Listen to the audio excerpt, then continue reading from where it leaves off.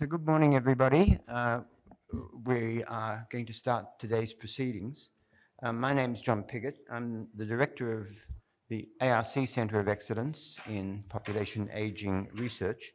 We call it CEPAR, and it's an Australian research centre directed toward population ageing research and its various manifestations. And I'm also a professor of economics at the University of New South Wales. Before beginning, I would like to acknowledge country. I'd like to begin by acknowledging the traditional owners of the land on which we meet today, the Ngunnawal people, and pay my respects to elders past and present, and extend that respect to other Aboriginal and Torres Strait Islanders who might be present today. So it's my great pleasure to welcome you all. It's a very distinguished group we have to the ANU Crawford School of Public Policy. We have about 80 people online, or who have registered to be online, would be more accurate, and there are some people in the room as well. It used to be the case, we've been running these now for some time, and it used to be the case we'd pretty much fill this room, but COVID has put paid to that. The idea of the policy dialogue, it's jointly supported by CEPAR and also by the School of Public Policy here, and in particular, the Centre for Applied Macro Analysis. So it's a joint enterprise. Both centres are very committed to translation of the research that they undertake. CEPAR's kind of multidisciplinary, and so for something like decision making, it's particularly appropriate. So there's economics, there's psychology, there's various other disciplines represented. Fry-McKibbin, who's one of the chief investigators with CEPAR, he's the director of CAMA, which is the acronym for the Centre for Applied Macroeconomic Analysis, and it's based here in the Crawford School. The idea of the policy dialogues is to get interaction between researchers and policy officials, and that's why we're very keen to hold these in Canberra each year. And we run them each year. I think this is the 5th or 6th policy dialogue that we have organised. So we're glad to be back because COVID put a pause on all this. We did one last year, but it was not as complete as this, and so I'm looking forward to today's procedures.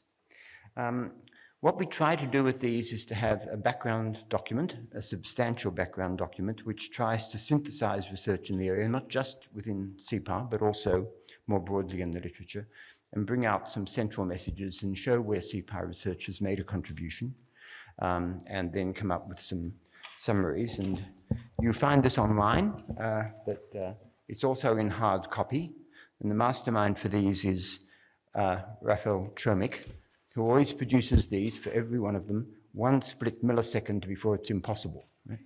So he's done it again, and everyone's been telling me how interesting they have found this document. I only saw this in hard copy when I arrived this morning. So just before I hand over to Renée, some ground rules, particularly for people online. So if you could state your name, and well, this is for everyone actually, if you could state your name and affiliation when you're speaking, I think that helps everybody. There'll be time for questions and answers after each of the talks, or sometimes after perhaps a couple of the talks. And online, there's a Q&A box, which I've always called the chat box, but apparently because this is a webinar, it's labeled a Q&A box. And that's going to be moderated and monitored. So your questions will come through there, and then we can get them answered. The event will be recorded, and relevant parts of the talks updated, so you should be aware of that. And the complete program is available online at CEPAR.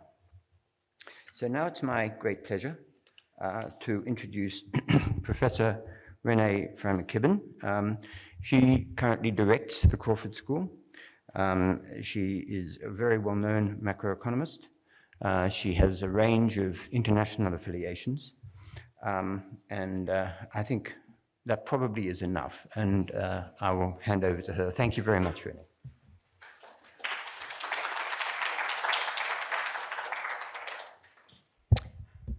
Thank you, John, for that nice introduction. I would also like to pay my respects to the Ngunnawal and Ngambri people, the people whose lands we are traditionally meeting on today. As John said, my name is Renée Fry-McKibbin, and I'm the Interim Director of the Crawford School of Public Policy here at the ANU. So welcome to the Crawford School and to the ANU, and particularly to CAMA, the Centre for Applied Macroeconomic Analysis, of which I am also a member in my real position here. Once I've finished interim, that's where I'll be going back to. So welcome, we're very delighted to co-host today's policy dialogue, decision making for and in old age with the ARC Centre for Excellence in Population Ageing Research. So as a leading public policy school in the Asia Pacific, Crawford brings together industry, community leaders and research expertise to tackle immediate and anticipated policy challenges both within Australia and the world. We have a diverse and passionate cohort of researchers, academics, professional staff, driven by a desire to meaningfully contribute to better public policy outcomes for our society.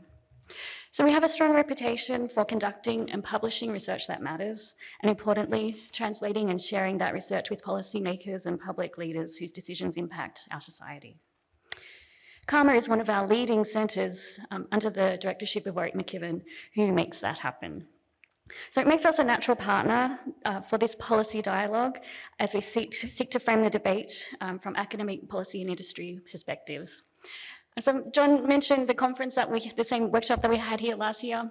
We had just a tiny little window in the COVID pandemic where this workshop took place, and it was really fantastic to be here in person. I don't even work in this area, and I stayed for the whole day. It was so nice just to talk to people and to listen to people like some of you who were here as well, dealing with the challenging issues that the Centre of Excellence addresses.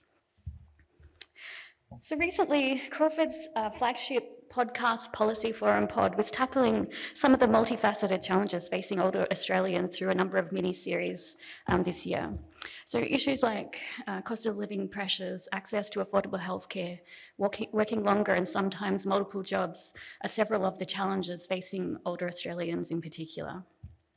On a recent podcast with the theme centering on value care, Casey Chambers, Executive Director of Anglicare, and John Falzon of Per Capita described the last coalition budget and its policy support for ageing and vulnerable Australians as one-off fixes, ill-targeted, and a lost opportunity for leadership. This missed opportunity for long-term policy solutions mean the task is all the more challenging due to the start-stop nature of policy reform as an ageing population and accompanying policy challenges continue to grow. For example, a recent CEPAR research by Rafal, Chomik and Fatima Jamal Khan shows that the share of workers aged 55 plus has more than doubled from 9% in 1991 to 19% in 2021. And this is led by women re-entering the workforce in midlife and delaying retirement. By 2050, those aged 55 and over are expected to make up about 40% of the adult population in Australia.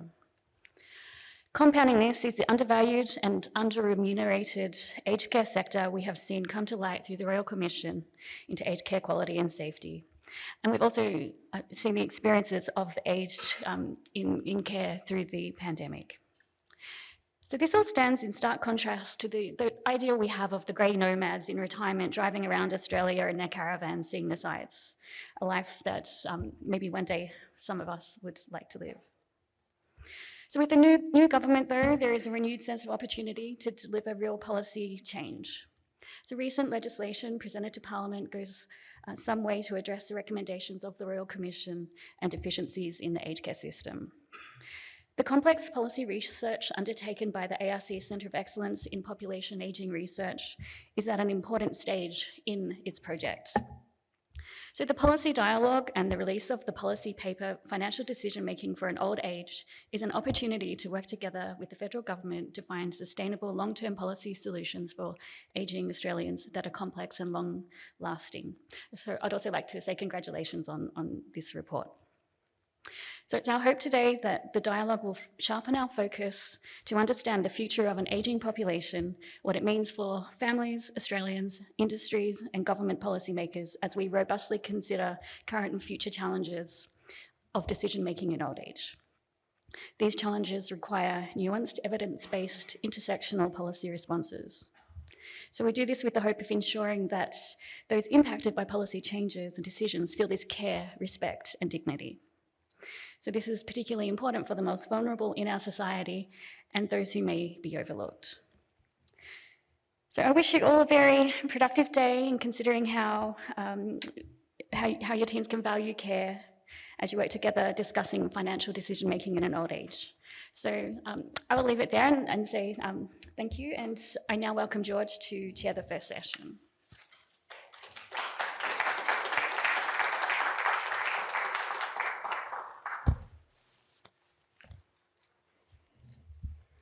Good morning and welcome to this first session on setting the scene, capacity to make decision. My name is George Kudrna. I'm Senior Research Fellow at CEPAR, and I will be chairing this session. In terms of the content of this session, we will start with two 15-minute presentation followed by shorter talks, 5 to 10 minutes talks by discussants or commentators reflecting on the two presentations.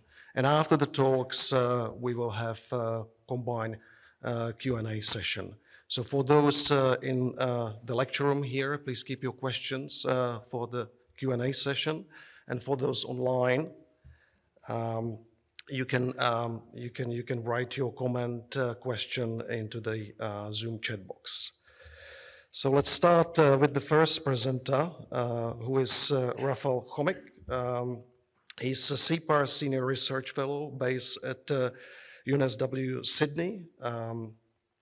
He joined CEPAR in 2012 to lead the Centre's research translation program.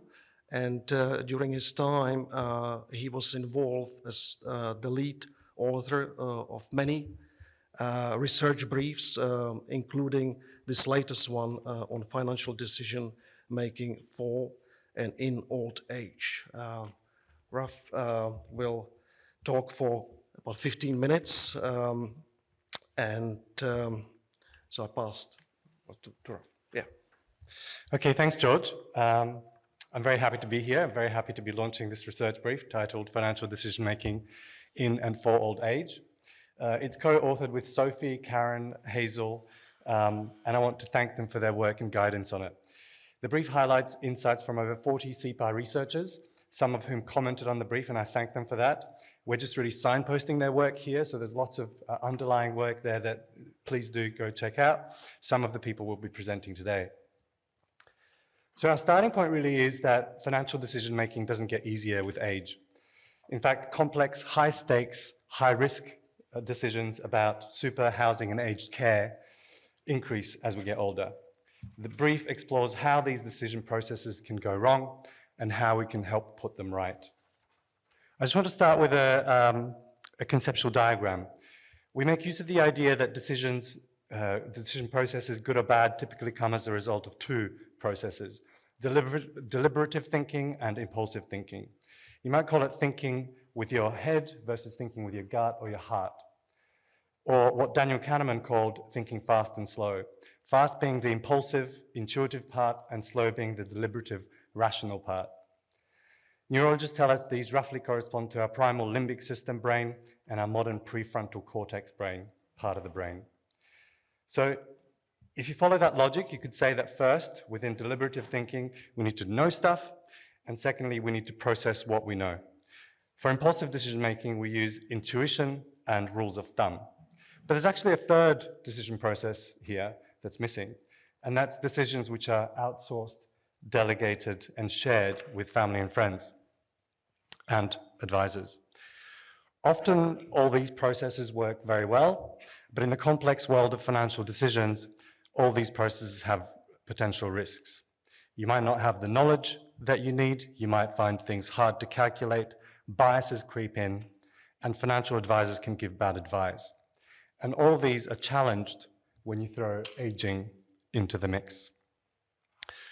So, this is where policies and research that we'll be talking about today can help, boosting our ability, nudging us to better options, or regulating some of those advisors.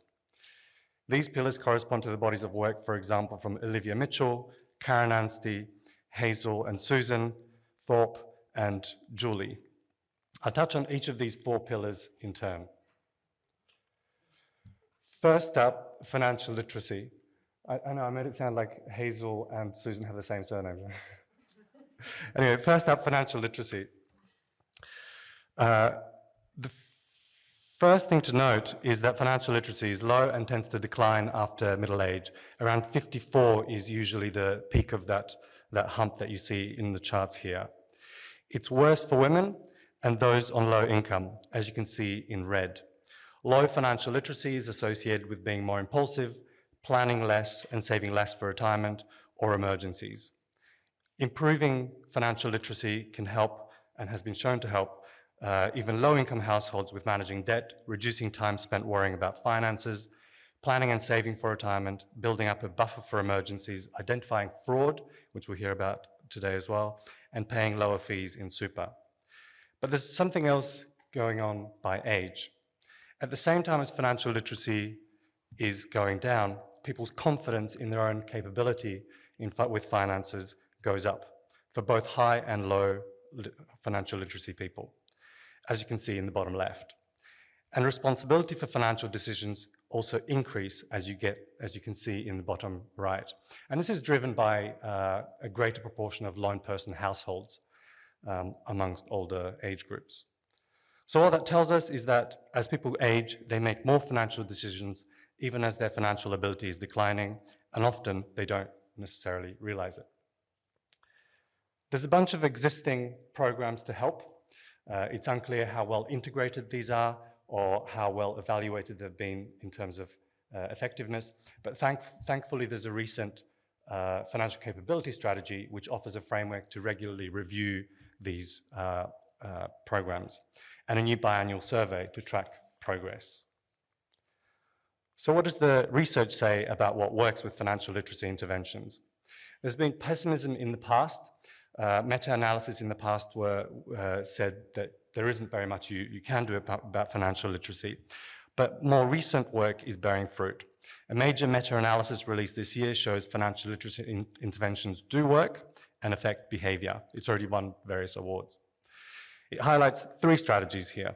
We highlight 3 strategies here. Early exposure in the classroom-based environments, experiential education and personalized education, and low-cost, just-in-time nudges preceding a financial decision. These appear weaker, but have some effect. And there's an example that I can give here from the research from the team. The team had participants make decisions about retirement income products in different settings, and they gave them a clear pop-up showing them information about the products. They found that as they varied the settings, those people who understood the pop-up were of the just-in-time information. It was more important, that information was more important than their financial literacy that they went into the experiment with. And I know Hazel will be talking about that sort of experiment in more detail. Okay, so next up, cognitive health and ability. Kaarin will talk about a lot of this next, so I'll just introduce it briefly. Cognitive abilities can be grouped into fluid and crystallized intelligence. Fluid intelligence being about problem solving, working memory, the raw processing power of the brain. This naturally declines with age, and you can see that in solid lines shown here as a percentage of middle age level. Crystallized intelligence relates to expertise and knowledge that accumulates over time, and you can see those in the dashed lines. Oh, no, you can't. In the dashed lines that are upward sloping. As you can see here, both types of ability are lower by socioeconomic status, but the gap is greater for crystallized intelligence. And this may be of some concern, because of the greater reliance on crystallized intelligence in old age, can put low socioeconomic groups at greater disadvantage in old age. Again, like with financial literacy, having low cognitive ability of any type has little to no effect on self-confidence in financial capability, and responsibilities for financial decisions increase with age, as you can see in that chart to the bottom right. So some strategies can mitigate this and mitigate the risks and maintain cognitive health, and we highlight 3 here. Making financial contingency plans, like simplifying finances. We currently have about $1 billion in superannuation funds which are self-managed. These are really complicated, they require a lot of attention, but there's no exit strategies for what people will do at advanced ages with these funds. And they're really difficult to wind down, apparently, I'm told. A related strategy is to set up delegation. We go into less detail for this in the brief, and in fact, it's one of the research gaps in the area that we identify. Third, and probably most important, is dealing with the cognitive health risks factors like lifestyle, diet, exercise, cognitive engagement. In fact, I know Kaarin's work shows that about half of dementia cases could be, some of the risk factors account for about half of dementia cases in Australia. But of course, it's easier to identify the factors than getting people to change what they do. But here's where some of the work from the team helps. In this research example, the researchers had two groups. One group was given information about the risk factors, and their results are shown in red here. And another group was given both information about the sorts of things that matter and cognitive coaching, with a dietitian, a physio, whoever does coaching on cognitive engagement, and how to incorporate some of these things into one's life. And that's shown, the results are shown in green here. They found what you see in these charts, that coaching reduced lifestyle risks, at least in the short term, and cognitive scores improved for at least 6 months. Okay, so that's the first 2 pillars that support deliberative thinking to make rational decisions. But even with that basic capacity, we know that people systematically get things wrong, which leads us to biases in impulsive and intuitive thinking. So anyone paying attention to behavioral economics and decision science, even the armchair pop science varieties, will know about some of the quirks that keep coming up with experiments and various research. I've grouped them into 3 parts: biases related to preferences, beliefs, and processes. Under preferences, there's things like, for example, time inconsistency. People want to save next week, but when next week comes, they don't save. Under biased beliefs are things like probabilistic mistakes. People are bad at understanding risk and respond differently depending on how you frame that risk. And I know Hazel will talk about some of those too. Under biased decision processes, you have things like emotions or limited attention that leads to shortcuts. These biases mean you can nudge people in certain directions. An example from the team is anchoring within superannuation. So one of the policy dilemmas right now is that people really hold on to their superannuation and don't spend it for the various risks that they worry about. So the team tested various treatments showing them different pieces of information. They showed them the ones that you can see on that screen here, a projection showing how much will be left in terms of a lump sum by age 92, how much they can spend in income terms until age 92, both or none. And what they found is that that second one, projection of how much income they could spend by age 92 to exhaust the amount, made them spend more. In another version of it, they were told what the adequate income is from, I suspect, from ASFA, and what the comfortable income level is in retirement. And what they found is that by being shown a certain amount of what constitutes a comfortable income level, they spent more within the experiment. So it's potentially a low-cost option to help and guide people in terms of those spending decisions. Another point about biases is that they can change by age. For example, Resistance to sunk costs is high at older ages, in green at the top in this chart, but resistance to framing is low, red at the bottom, framing being the example that I just gave. They will determine, this will determine which nudges work for whom. The way to think about a lot of this is in terms of choice architecture, thinking about the settings of the decision. That will be talked about in the later part of the day. There's no textbook answers, but we've grouped some principles here for simplifying and nudging decisions, which I list here. But when designing choice architecture, people can act in unpredictable ways. And so one of the things that's advised often in the literature is to design by testing. So let's think about how that might apply in superannuation. This is really the broad choice setting in super. As I've said, choice increases over the life cycle, and you can see that for super here in that red line.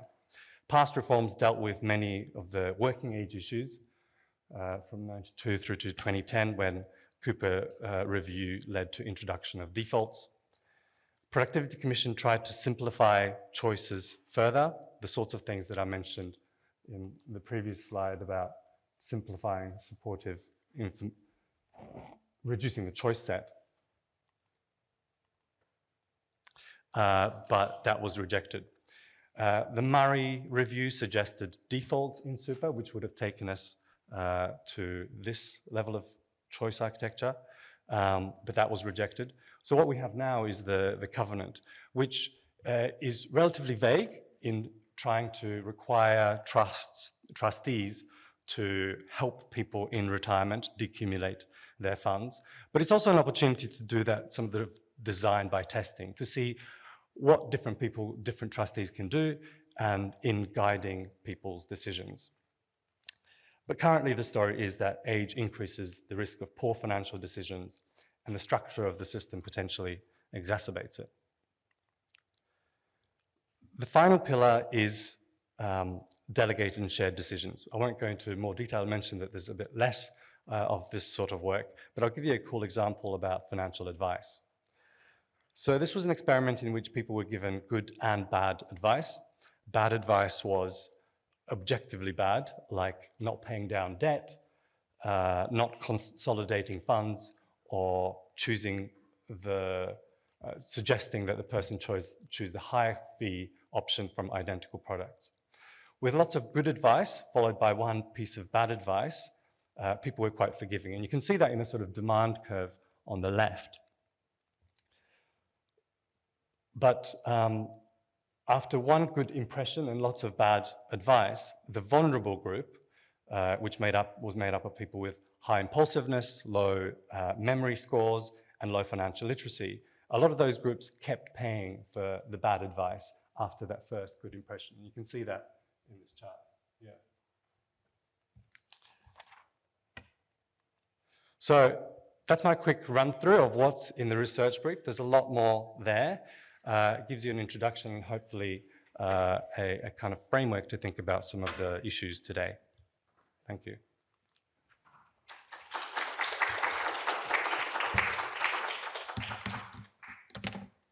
The next presentation will be given by Kaarin Anstey. She's Scientia Professor of Psychology at UNSW Sydney. She's also CEPAR Deputy Co-Director, Director of New South Wales University Aging Future Institute, and Senior Principal Research Scientist at Neura. Kaarin's research focuses on the causes, consequences, and prevention of cognitive aging, dementia, and common mental disorders in adulthood. She has worked extensively with longitudinal studies, the development of risk assessment tools, and interventions to optimize healthy aging and mobility. I stop here, invite Kaarin to give her presentation on cognitive changes in aging and their impact on decision making.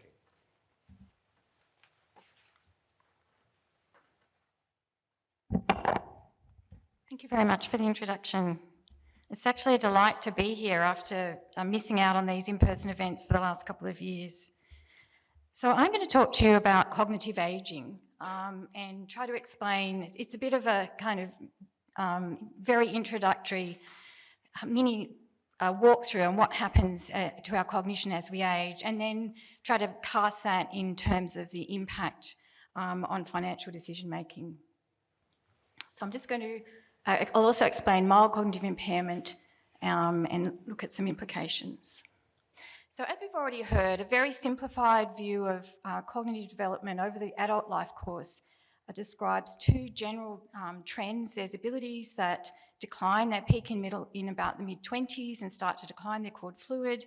And then we have another group of abilities that increase over the life course. So your professional skills and your general knowledge are increasing slowly, and we can see that on laboratory tests. But we can also see a slowing of reaction time, processing speed, and some memory abilities, and novel problem solving. So just to give you some concrete examples of the way a psychologist would assess this longitudinally over many years, we assess people and we go back and assess them every few years to learn how these trajectories change. So this is a very widely used test called the symbol digit modalities test. The participants given 90 seconds to complete this code, or to see how many of the codes they can, symbols they can code.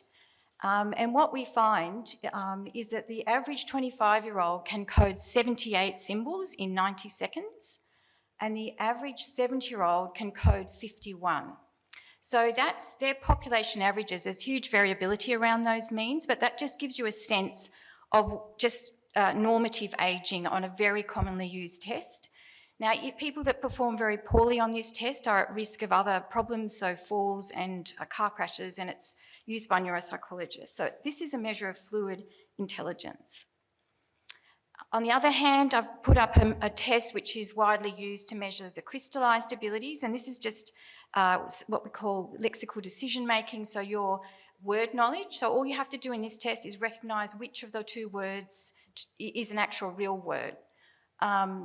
So this performance on this will increase with age, and it's fairly robust. Even when you've had people with dementia can still often perform quite well. So we see an increase in our longitudinal studies. So what happens to cognition over the adult life course? On average, in middle age, there's really stability, so we don't see any changes. We have a bit of cognitive slowing, and we have some memory. Actually, in our study, we found improvement in memory. This is based on a large cohort study, 2,500 adults who were 40 when we started following them up. They were initially drew from Canberra and Queanbeyan, but they've since moved around. But basically, the average, which is the big red line on this slide, shows that there's really no change in cognition in middle age. So we don't really need to worry about this group. So even those that have medical risk factors are not showing any decline. And this is because the neuropathology that underlies cognitive decline in later life accumulates very, very slowly. So we can, if we did brain scans, we actually found about half of this sample had white matter changes on brain scans, but there's no functional effect of any of those changes. But if we start to look over the adult life course from age 20 to around to the late 70s, this is the longitudinal data from the same study where we also had a cohort who initially were aged 20 to 24 and an older cohort who were initially aged 60 to 64.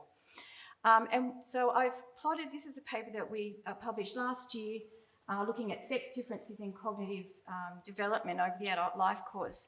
So there's a couple of points. One is that the sex differences are there and they're very, very stable. So we find that women perform better on memory tests at all ages and longitudinally. The same people are still performing better over time.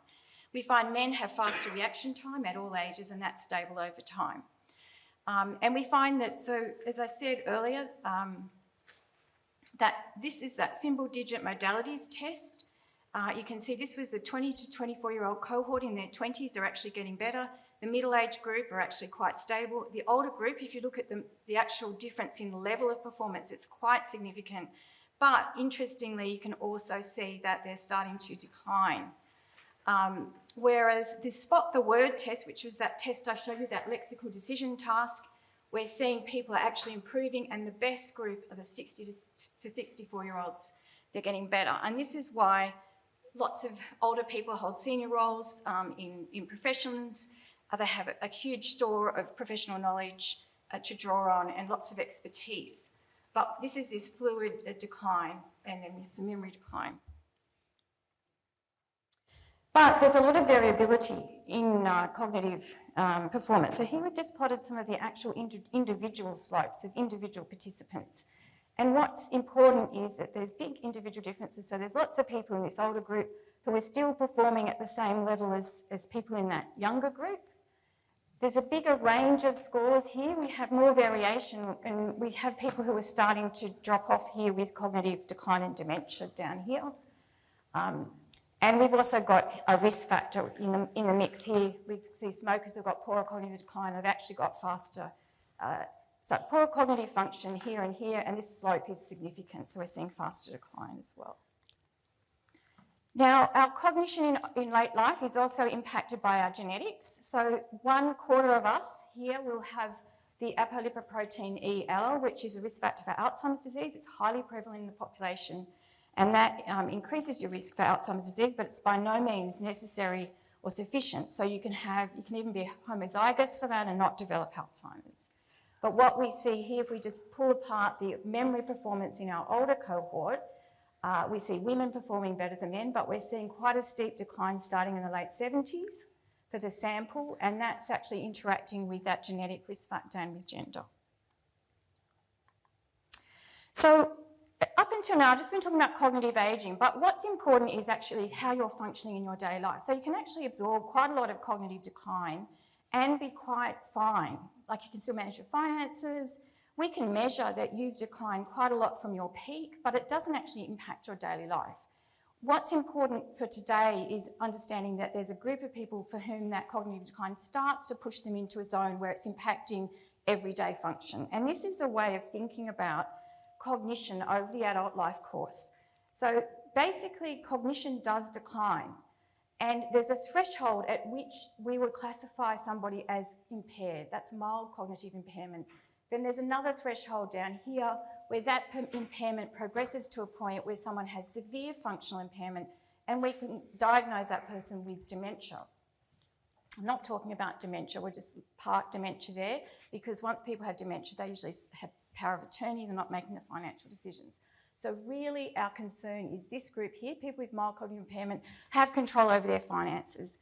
Now what you can work out from this graph is that as we have an ageing population, if we're not changing this slope, we're going to just have more and more people moving into these impaired areas if there's no prevention, no changing in the slope.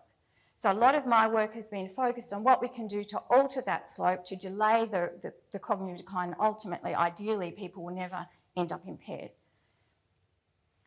So what is mild cognitive impairment and how common is it? So it's defined as subjective or informant cognitive complaints. So somebody, either yourself or somebody else, has to be concerned about your cognition. You can't be diagnosed with dementia, that's an exclusion. And then on testing, a psychologist would see that there's an objective impairment in cognition, usually 1.5 standard deviations below the mean for the norms for that particular test. Sometimes in some studies it's 1 standard deviation below the mean. So we use this criteria. This is developed by the Mayo Clinic, but there are a few different types of criteria. This is widely used. And then with mild cognitive impairment, there's some people that just have memory loss and nothing else. That's usually preclinical Alzheimer's. There's other people that have another ability that's impaired, but their memory is fine. And then there's some people that have an impairment in more than one ability. So we now talk about subtypes of MCI. And this will impact, so depending on what impairment you have, it will impact daily function differently. So it is actually important for understanding the impact on financial decision making. So how prevalent is mild cognitive impairment? It's quite difficult to get reliable estimates of something like this because there's big methodological differences between studies and in definitions, and also there's different risk factors in different populations, there's different real rates as well as different estimates. So people conduct meta-analyses. So on the left I have a global meta-analysis that's given the rates which look quite high in the 50s. So in Australia, in our epidemiological studies, we find almost no cognitive impairment in the 50 to 59-year-old group. We find about 8 or 9% in the 60 to 69-year-olds. And they've got big error bars, these graphs. Another study, it's possibly more like the Australian scene, is from Sweden, and they used a loose criteria and a strict criteria and showed the difference of the sort of rates of cognitive impairment. A US study from the HRS found 20% of adults aged 70 and older had clinically significant cognitive impairment. And I think that's probably the figure that we should work with. Around about 20% of adults over the age of 70 have that cognitive impairment, but they don't have dementia. They're quite independent. They've got their capacity, their legal capacity. So that's a worry because we've got this ageing population. We've got people, declining and moving into this kind of at-risk area. I'd just like to point out we don't have a national study of dementia or cognitive impairment in Australia, so all of our estimates are drawn from other studies or from local cohort studies. So how does this impact financial decision making? So the group, we're hearing a bit about this afternoon from Duke Hahn, but there's been a study in the United States that has longitudinal data on this. We've collected data through CEPAR, but it's cross-sectional, and we'll be about to start analysing that data. But the longitudinal data has actually been able to look at how cognitive decline impacts financial literacy and decision making longitudinally. So looking at change, which is essential for us to sort of to draw any causal inferences here. So what they found was that cognitive decline is associated with poorer financial decision making, that people with cognitive decline in their study were more risk averse and they were less likely to choose temporal discounting, which when you're thinking about you've got cognitive impairment in your late 70s, you're going to live another 15 years and you're less likely to choose temporal discounting for your superannuation or for your other financial decisions. It could have a big cumulative impact. And they've also broken it down and looked at, in their research, the different cognitive abilities and how they related to change in numeracy, decline in numeracy really, and financial knowledge. And they found that perceptual speed decrease, which was that, that single digit processing test, which I showed you earlier, its decrease in that test, that was related to reduction in literacy, numeracy. So just not being able to process numbers as quickly affects your numeracy. They found an episodic memory also affected that, and then semantic memory affected the knowledge change. So we've looked at this in our Australian cohort, the Path Through Life study, the one that I've been reporting data from. And we, at our last, in the way forward, we classified people as having mild cognitive impairment or not. And the classification is shown there. We had 103 people with mild cognitive impairment, 38 with that amnestic type. That's the preclinical Alzheimer's, and then the single domain, the multi-domain, and the non-amnestic. And with this paper is in press, led by Craig Sinclair, who was a CEPAR fellow. We wanted to, again, ask the question of, is risky decision-making, it's an experimental task called Game of Dice, but it has been related to real-world decision-making. Is performance on that poorer in people with mild cognitive impairment? And we basically replicated those international findings, but using some different tasks. And we showed that people with mild cognitive impairment did perform more poorly, they made riskier decisions. We found it was associated with that, with executive function, which is what we expected. And executive function declines in normal ageing with the ageing of the frontal lobe. So it doesn't just decline in people with MCI. And then we also looked at whether it differed by the subtype, and we did find some relationships there. So these are the results just very quickly. You can see here that the people who had the poorest performance had what we call multi-domain amnestic MCI, so they had impairments in multiple cognitive abilities, but they're still not meeting a criteria for dementia. They're still independent in their home, but we can detect cognitive impairment in this group. So just to summarise, cognitive decline, it's occurring, it's normative in ageing, but there's large variations in the individual trajectories. Like we do have people in our longitudinal study who can recall 16 words in the word list in their, in their 80s. So, we get the full spectrum in ageing. Not everybody's declining. There's a big variation. But because of that graph I showed you, we are going to have, just due to population ageing, more and more people moving into this at-risk area. About 20% of adults over the age of 70 have mild cognitive impairment. And these impairments will reduce or do reduce the skills required to make effective financial or optimal financial decisions.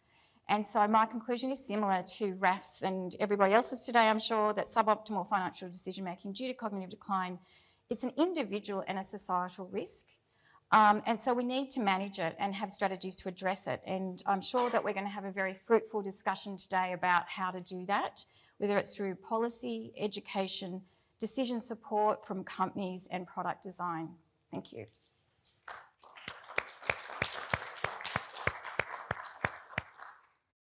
All right, so we now will have two shorter presentation by commentators reflecting on some of the points that Raf and Kaarin made. First is Dr. Diane Hosking. She's a senior research officer at the National Seniors Australia, non-for-profit membership and advocacy organization for older Australians, where she manages organizations' research program. And she also was affiliated with CEPAR.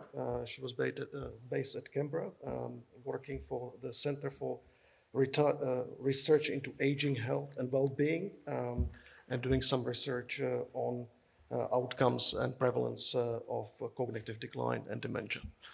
And I pass it on. Thank you, George.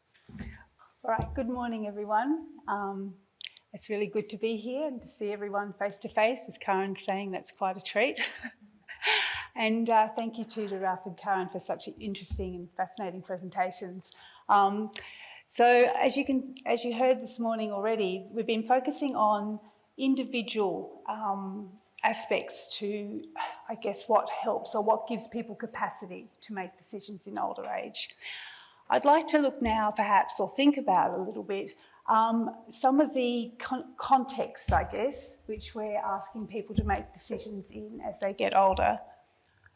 So we know that as lifespan increases, that we've had to develop complex interrelated systems are required to support these longer lives. Now, these systems we know are developed independently, but they're not particularly well integrated, despite the fact that for the individual themselves, they're having to make decisions that take or process information across all of these different systems. And this can be incredibly challenging. I think for any of us that have either had to help family members, friends, parents, etc., to access these systems, to process this information, would agree that this is a very challenging process.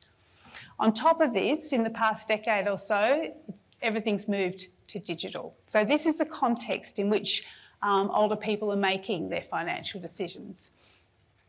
So when thinking about the things we need to do this, I think it's really important to think also about implementing and designing these systems in collaboration with the older people who are going to be using them. Okay, so we did some work at National Seniors around thinking about what type of things people would need in terms of information when they're accessing aged care. And I know Michael's probably going to be talking about some of this as well, because they're doing some amazing work at the department trying to implement the changes in the Royal Commission, recommended by the Royal Commission. But basically we were asking people what type of guidance, assistance and information did they think should be available when they needed residential care. So this is what type of information they think they'd need to make these complex decisions. And what was really interesting is that, I mean, we had about 560 people tell us about this.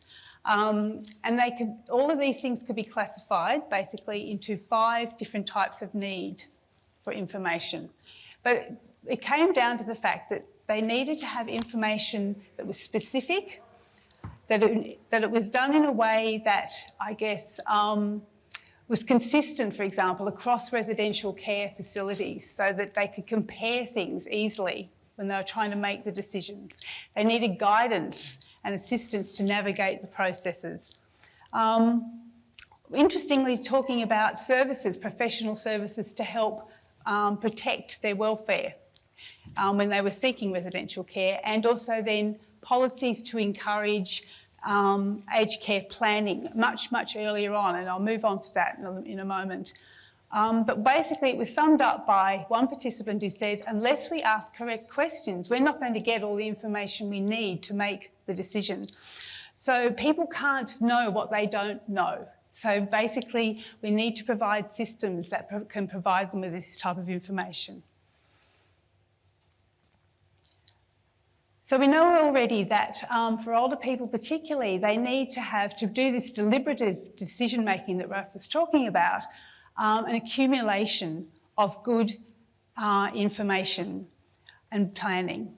So perhaps we need policies and systems to enable and normalise planning earlier in life for our older selves across all of these different areas. You know, if we could possibly have a system whereby people thought about it a whole lot earlier, like not in retirement, but right back in midlife, as Kaarin was saying, the way that we optimise cognitive health is interventions early on. That's going to give good outcomes much later in life to prevent cognitive decline in terms of diet, lifestyle, etc. But this could also work for decision-making around finances, to get people thinking about it much earlier and then checking in at various times across all these different areas of health, of finances, of aged care.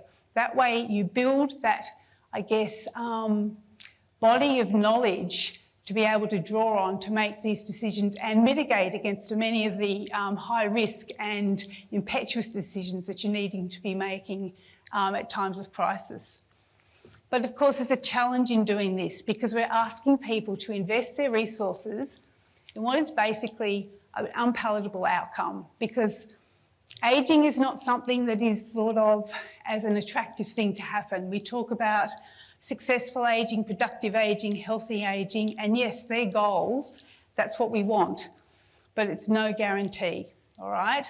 So I think it's important then to also support unpalatable decisions, if you like. So things around voluntary assisted dying, things around choices around palliative care, wills, bequests, all of these things are important decisions that we're needing to make. Okay, I think the other thing I wanted to bring out here was acknowledging the fears and ideologies that drive financial decisions. So we're talking a lot about financial decision making, but we also know that people have got a lot of uncertainties when they come to make their financial decisions. We asked people about their intention to maintain capital, and we know that this is a really important topic at the moment, thinking about trying to increase people's retirement spending and increase their lifestyle options by drawing on their superannuation and possibly also by the equity in their homes. And we found that nearly 70% or around 70% of our members or our survey participants basically wanted to maintain at least some of their capital. And interestingly, those who'd assisted a family member access aged care were particularly interested in trying to, or were more likely to want to maintain their capital. Now, the standout reason for maintaining capital for people was they wanted to fund their medical or health needs. This was one of the biggest fears that they had, was not having money for medical or health needs. Now, the issue is that actually that is not an unreasonable concern, particularly at the moment as we see medical and health needs increasing. A lot of uncertainty. We don't know whether we're going to get dementia. We don't know whether we're going to need that particular type of care that's going to cost a lot of money. So I think financial advice needs to take these things into consideration when planning on how it's going to be delivered.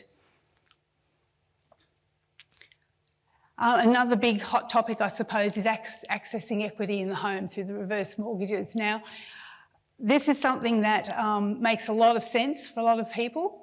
On the other hand, it's also something that people have very strong emotional reactions against doing. 80% we found people would not consider using a reverse mortgage. But this is also taking into account that sometimes older people, particularly in the more advanced stages, have a very strong motivation to leave something behind, to give something to their families. So 67% believed it was important to leave the home intact as a bequest. And again, the home is a key factor in residential aged care. So if you're worried about the risk of entering care, then you want to have the funds from the home intact. So these are just this is sort of background information, I guess, to contribute to the conversation around providing financial advice. Now, the other thing I just wanted to talk about briefly, and this is something that I just came across in the last couple of days, actually, as I was thinking about today. There's been a report out by Anglicare recently called Ageing in Place, Home and Housing for Australia's Oldest Renters. And they were talking about how 80% of older people want the option of receiving aged care in their own home for as long as possible. Now, we know that renters are usually aged pensioners and live below the poverty line, face housing insecurity. Often their housing's unsuitable for their needs, and it's really hard to then access modifications that you might get through, say, a home care scheme, because they have to go, obviously, to their landlords. And from that point of view, they don't share the same rights as a homeowner to decide their care options. The other interesting thing around that is that these are the people that are more likely to be at risk of poor cognitive health and have less access to good decision making or good relevant financial advice. So I think in this situation, the plight of this group highlights that decision capacity in later life is determined not only by individual characteristics or capacities, but by systemic and structural factors. Now, these are the things that also need to be thought about and addressed in policy, but also in research. Yeah, and that was sort of like a few thoughts and ideas around, I guess, the context that we need to think about decision making in. So thank you very much. Oh, I'll leave that there with you. And last but not least, in this session, we will hear from Michael Lai. He's currently Deputy Secretary responsible for aging and aged care at the Department of Health. Prior to joining the Department of Health, he was Deputy Secretary at the Department of Social Services, responsible for National Disability Insurance Scheme, Disability Employment Services, and responsible also for the National Disability Strategy. Okay, Mike. Awesome. Thanks, George. And I'll try and be brief because I don't want to hold you up from questions. And thank you to the earlier speakers. I was thinking as they were talking, gee, I wouldn't want to be the person trying to put into practice all the issues that people are raising. And then I realised I was. Obviously, as system stewards of the aged care system, we're not responsible for all of the aspects we're talking about today. And in people be aware in aged care, particularly that we've had a Royal Commission which has addressed a whole series of systemic issues, produced a lot of recommendations, and the department's working its way through that.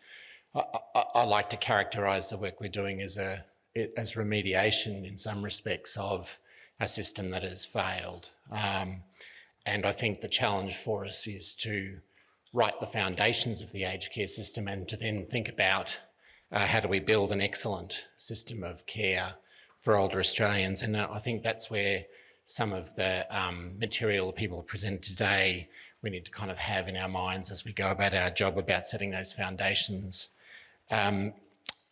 I think that the first thing to say is that our biggest challenge is, as has been pointed out, it sits across all the different systems we work with. And I think, to our mind, one of the problems that we find with the aged care system is families and older Australians are trying to make decisions in a very stressed environment, particularly around entry to residential aged care.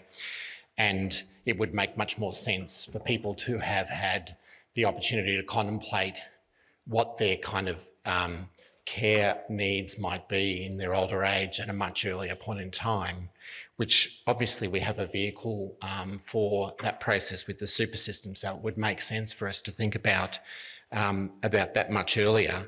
But clearly also there are other triggers that lead to people making big life decisions in their older age, and that might come from a health interaction.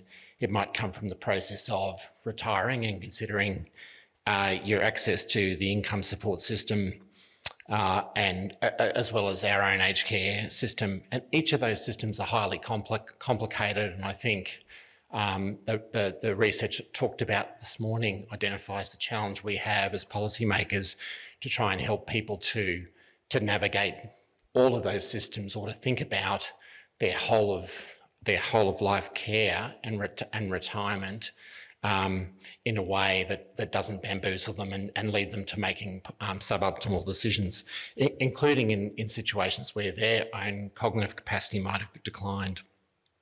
So I think the superannuation system is a really, really good opportunity to ask people to think about that, to plan for their older age needs at a much earlier stage. And I think there's also, to my mind, some kind of use in thinking about, is there something in terms of products or assistance as people transition to retirement to also help jog their minds about how they might plan for their later stages of life.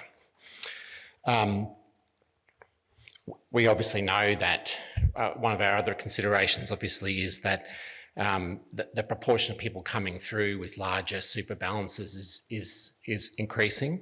And so for us, we don't necessarily have to have a more stringent means testing regime, but we need to have one that is actually not riddled with holes. So we need to have a robust system there in place. And I think having that there, and then having that population of people coming through who've contributed to who've made plans around their financial needs in retirement, and have probably higher expectations, that we think about that, using that crossover point, that vehicle of means testing, to also have that conversation with them about what they would like to do in their retirement. And related to this, one of the issues that we face is obviously that the system is complex, and so we have to make kind of policy judgments about whether you have you retain a very, very complicated means testing regime in the income support space and in the aged care system. I like to say that delivers fractions of justice, but often that comes at the expense of the system being well understood and people being able to make rational decisions about their finances, if they don't understand how the system works or what it's designed to do.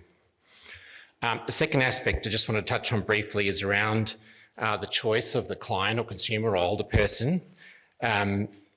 Obviously, one of the issues we've had in our system, in the aged care system, has been the relative rights of providers over people who use the system.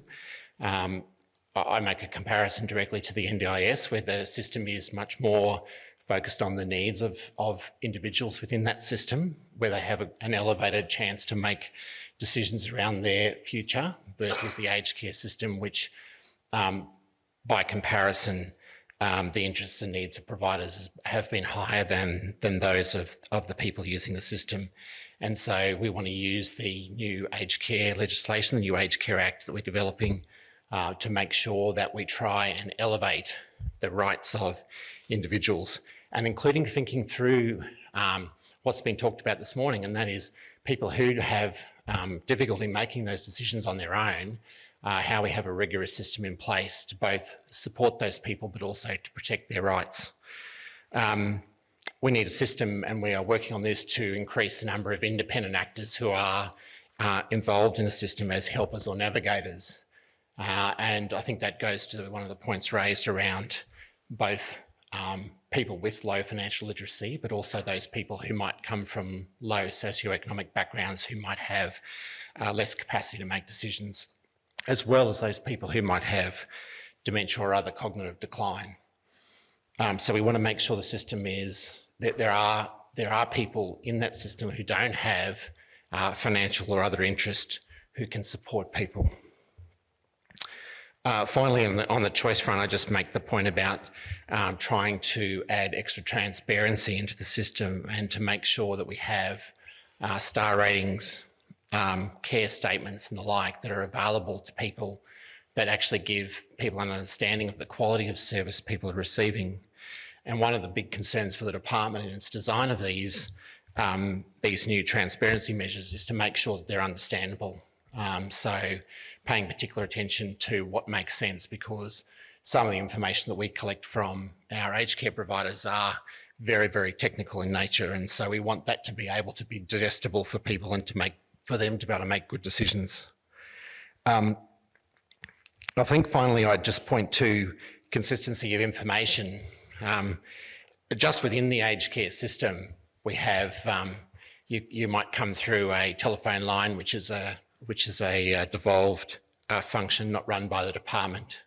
You might receive an ACAT assessment. You will receive an ACAT assessment. That's not somebody from the department. You will get face-to-face service delivery if you require it, and that will be done by another Department of State, Services Australia. You might meet someone within the system that might be a volunteer or another helper, a navigator, and again, they won't be from the department. Which is not to say the department is the font of all wisdom, it's to say that we have multiple sources of information that a client or an older person will access on their journey through our system alone. And that's before you get to the fact that some families are making decisions around social security and aged care at the same time. So we're working very, very hard to think about the technology that underpins all of these services to make sure that even where it's not a single department delivering that service that has contact with the client, that the information that they're giving is consistent. And tell you, it's a real challenge. It requires a large investment. It requires a different way of thinking on our part to make sure that we put people in a better position than they are today. Finally, just to mention dementia and to say that another area of interest for us, and obviously is because dementia is coming down the track as a big issue in our world, in our policy world, that we need to pay a great deal more attention to early identification and addressing treatment pathways and the like in the health system outside of our system because of the knock-on consequences into the aged care system. And that includes also preventative work prior to diagnosis to address some of those underlying causes that were obviously raised by Kaarin. I might stop there. Thank you.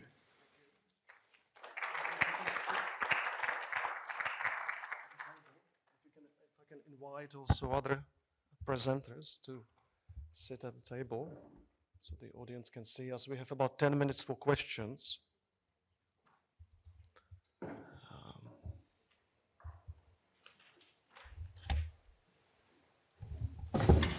Or comments.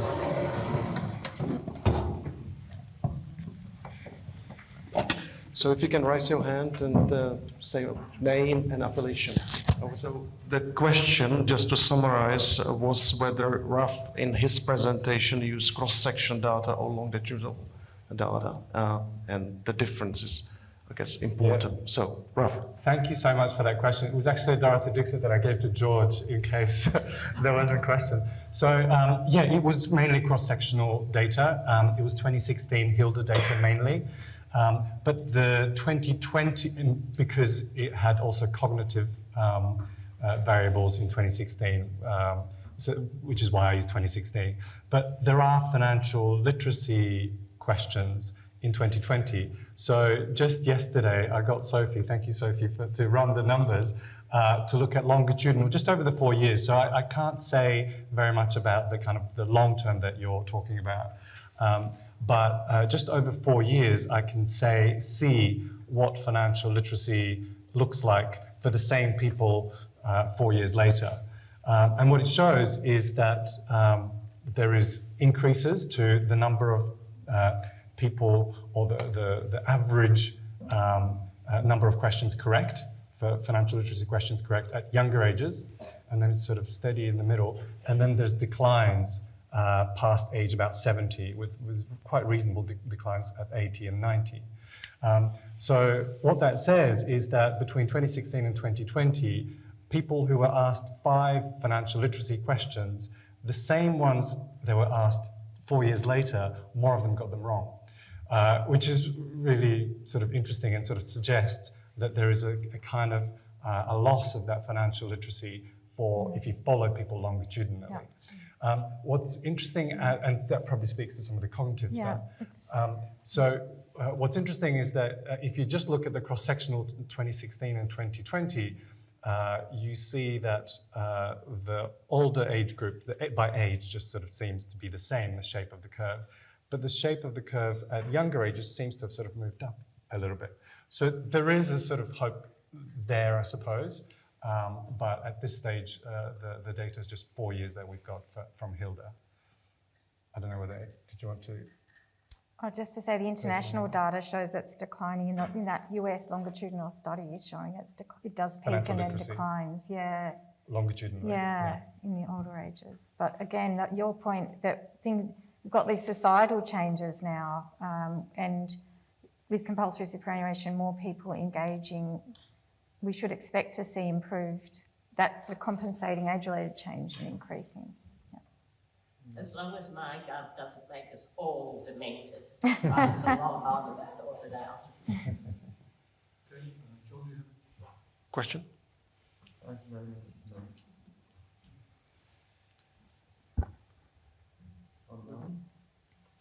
Online questions?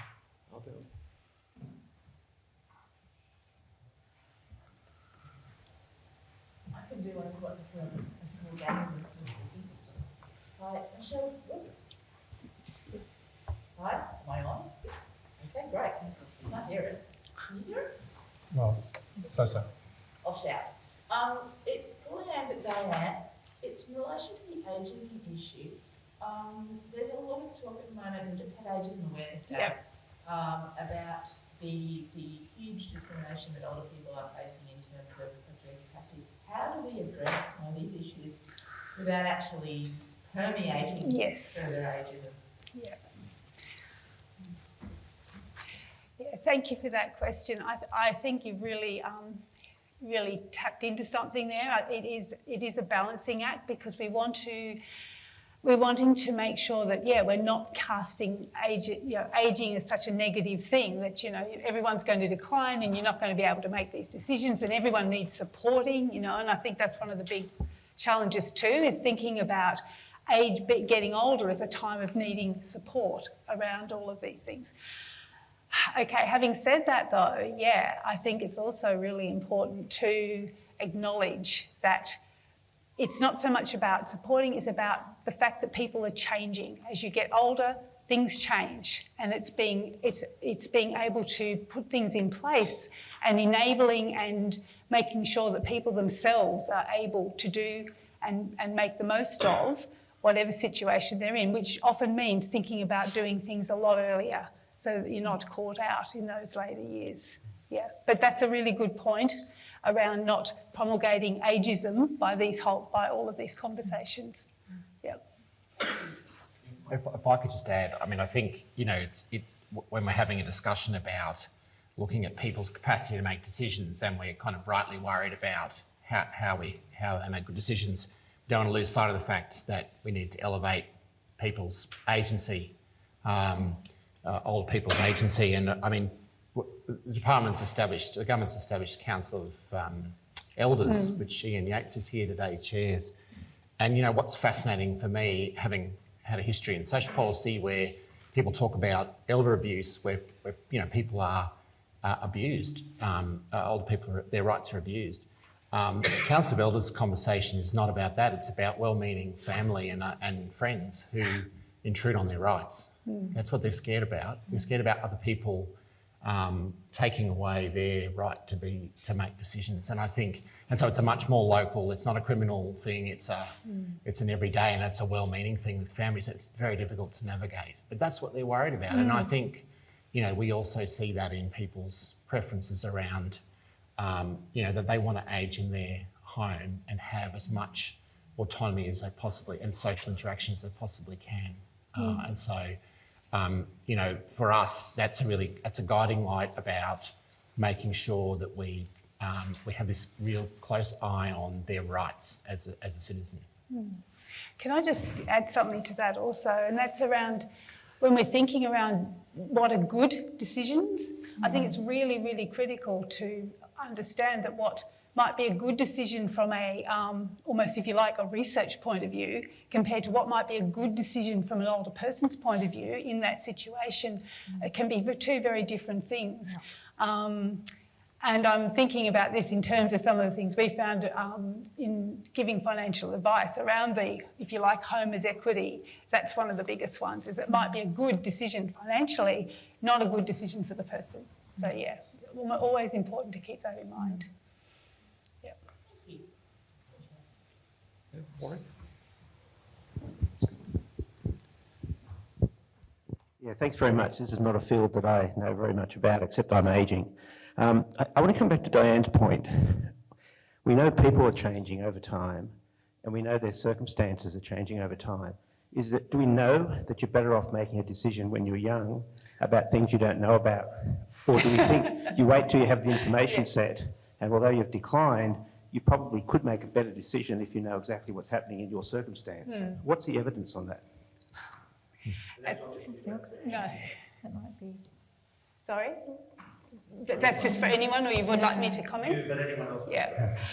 One of the things I guess I'd point out with that is that, yeah, certainly, you might be making a decision at younger times, not going to be necessarily applicable or whatever, or when you're older. But I think one of the things that by doing it younger is that you're starting to build knowledge and familiarity, so that then it's something that you keep reviewing. And so you're in a position when you're older, you've built that accumulated knowledge that older people do depend on to be able to then better make the decision, or to have more capacity to make the decision. Yeah. I'll just add to that. I mean, you could leverage this idea that it's your mid-50s, that you've got highest capacities in terms of financial literacy, various things like that. And so it's perhaps at that time that people might start thinking about planning retirement. And it's around that time perhaps that you could think about, well, planning retirement, what does that mean? And what does it mean for other things beyond retirement, perhaps? Although I take the point that Kaarin was saying that mild cognitive impairment could be sort of early older age, where it might be a problem, where people still have the capacity to make decisions, but not realize that there might be impairment involved for that group. There's also an opportunity, I think, early on, Warwick, where you might make some threshold financial decisions, or even in contributing to super, where you kind of sketch out what your aim is for when you retire, and I think that helps create some expectations on our system as well. I agree, though, you need to review that, and we have albeit a letter-based, very old school process called life checks, which is around the age 50, I think, 50, 55. And so I think Diane's right, you could review that and you could get closer. I think the problem is that at the point at which somebody is going into residential aged care, it might be family or making a call on where they go and what they get. And the older person doesn't have much of a say in that. If you could go back and look at all their review points and say, well, clearly what they intended was X, you probably get closer to where they want to be than where someone thinks they should be. Yeah, and at the same time, there'll be some people that just won't make those decisions, won't plan, and you need the defaults that allow things to happen. So I think, last question here, and then we close this session. Just responding to the NetSec's comment about the volume of dementia sufferers is going to increase into the future. I think there are ABS data showing that the number of single people living in homes on their own sort of is quite substantial and increasing. And other factors in the community are depression, loneliness, and isolation. And I'm just wondering whether those developments should be in the risk management melting pot. Yeah, I think that's a really, really important point to make. And, you know, I've seen social policy where we've had an explicit aim to try and, I think about New Homes for Old, which is a worthy policy, which tried to get older people out of their homes and, you know, into smaller accommodation. It didn't really work. Because I think, you know, we're running against what people's individual wishes were. But in the home care space, like we do think about what's happening in some aspects in the NDIS, where you might choose to have somebody who comes and who might be a student who comes and lives with you and provides a certain amount of care in your home, someone to interact with as well. And that's certainly a feature that you know, that's evolved in the NDIS world. It's not impossible to have that in aged care. So I think that there are ways for us to tackle that issue which provide people with incentives or encouragement to do certain things, which might also kind of tackle some of those issues around loneliness, mental health, the like, on the way through. I'm kind of less sure that where we're more coercive in our social policy, that we'll get the right outcome. Thank you. We are out of time, so let's thank to all the presenters for the presentation and discussion.